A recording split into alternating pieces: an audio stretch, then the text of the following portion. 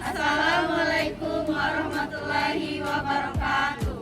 Kami dari kelompok 3 akan menjelaskan materi tentang identifikasi bakteri anaerob.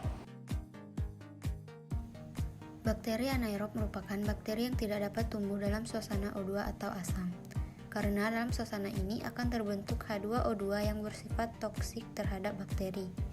Sebab lain menyatakan, dalam suasana zat asam, potensi oksidasi reduksi yang diperlukan kuman anaerob tidak menurun. Identifikasi bakteri. Proses identifikasi bakteri dilakukan secara makroskopis, yaitu pengamatan koloni dengan mata telanjang, dan mikroskopis, yaitu pengamatan warna dan bentuk sel bakteri menggunakan mikroskop. Konsep bakteri anaerob. 1. Berorientasi pada toksisitas O2. Adanya O2 dalam udara atau perbenihan dapat menghambat toksik bagi pertumbuhan bakteri anaerob. 2. Berorientasi pada potensi reduks EH berdasarkan pada kemampuan melepas elektron dari suatu lingkungan pertumbuhan bakteri anaerob atau EH lingkungan, potensial oksidasi reduksi lingkungan. Bakteri anaerob fakultatif adalah bakteri yang dapat hidup dengan baik oksigen maupun tanpa oksigen. Contoh bakteri anaerob fakultatif adalah Streptococcus.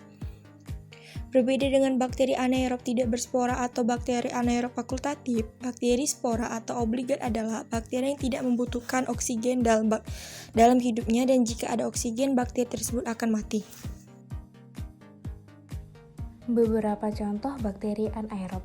Yang pertama, bakteri Escherichia coli atau biasa disebut E. coli, bakteri genus Staphylococcus, bakteri genus Clostridium, dan Bacteroides.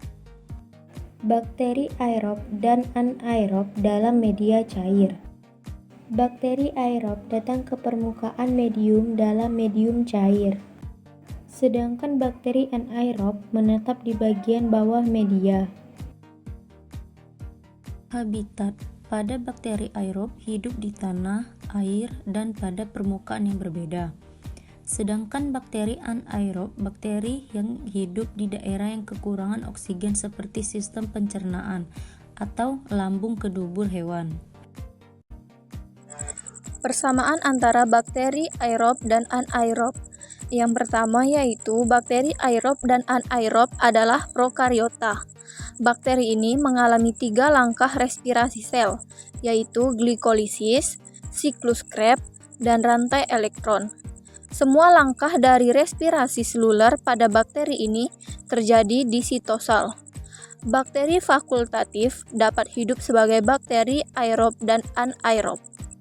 Selanjutnya untuk kehadiran oksigen, bakteri anaerob tidak dapat hidup di hadapan oksigen.